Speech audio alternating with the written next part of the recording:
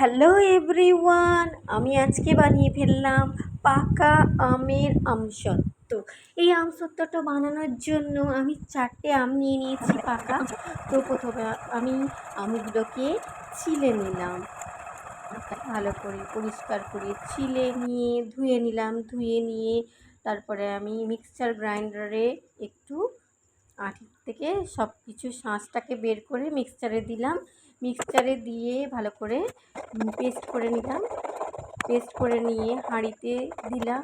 হাঁড়িতে আমি কিছু দিইনি, তো তার মধ্যে আমি শুধুমাত্র চিনি দিয়েছি ও দিয়েছি হলুদ গুঁড়ো, এছাড়া আমি কিছু দিইনি। দিয়ে আমি হাঁড়িতে বসিয়ে ভালো করে নাড়লাম। নেড়ে নেড়ে হালকা যখন বসা বসা হয়ে আসলো আমটা, তখন তারপরে আমি গাঢ় হয়ে আসলো, তারপরে আমি একটা স্টিলের বাসন নিলাম। তাতে আমি সরষের তেল একটুখানি মাখিয়ে নিলাম। মাখিয়ে নিয়ে তার মধ্যে আমি ওই আমসত্ত্বটি ঢেলে দিলাম। ঢেলে দিয়ে এবারে শুকিয়ে নিলাম 3 দিন ধরে রোদেতে।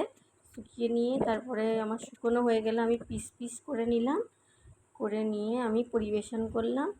তো খুবই টেস্টি হয়েছিল আমসত্ত্বটা, খুব অল্প সময়ের মধ্যে বানানো। তো খুব দারুণ স্বাদের একটি রেসিপি আপনাদের সামনে তুলে ধরলাম। সাবস্ক্রাইব করবেন প্লিজ।